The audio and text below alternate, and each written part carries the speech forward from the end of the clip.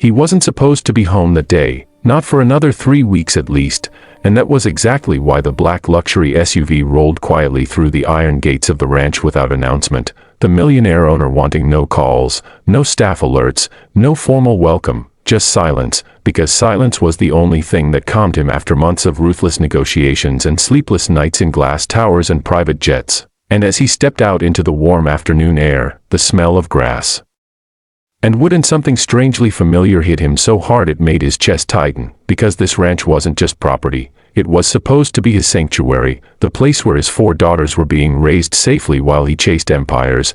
And as he walked toward the barn, loosening his tie, rehearsing the smiles he'd give the girls, he froze mid-step when laughter reached his ears, not the polite laughter taught by tutors, not the rehearsed greetings of children raised around wealth, but raw, free, unguarded laughter, the kind that comes from a place of trust. And when he followed the sound, his world tilted so violently he had to grab the fence to steady himself, because there they were, his 4 identical daughters, barefoot on the grass, their expensive dresses forgotten somewhere indoors, standing in a half-circle around the maid, the same quiet woman he barely noticed during payroll reviews, kneeling as she fed grain to chickens while telling them a story. And the girls weren't just listening, they were leaning into her, touching her sleeves, copying her gestures, calling her Mama Rose with voices so natural it felt like knives sliding gently but deeply into his ribs. And for a terrifying second his vision blurred, his breath shortened, and he truly thought he might faint, because in that moment the truth he had avoided for years stood naked in front of him. His daughters were bonded to someone else in a way they had never bonded to him.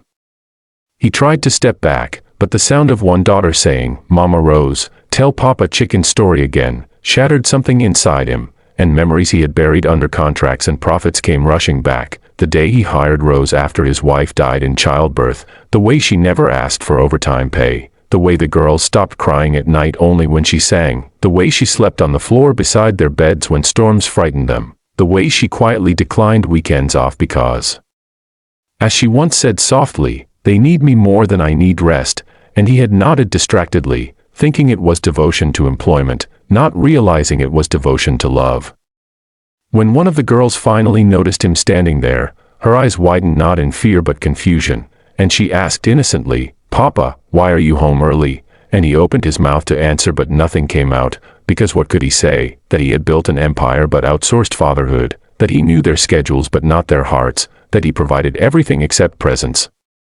The maid stood up slowly then, her face draining of color, already preparing to apologize, to explain, to defend herself against an accusation she had been silently expecting for years. But before she could speak, the youngest daughter ran to him, wrapped her arms around his leg, and said words that broke him completely. "Papa, don't be angry. Mama Rose takes care of us when you're busy being important." And something inside him finally collapsed, not his pride, but his illusion. And as he knelt there in the dirt, expensive suit staining, eyes wet, he realized this wasn't betrayal, it was a mirror, showing him exactly who had shown up and who had not.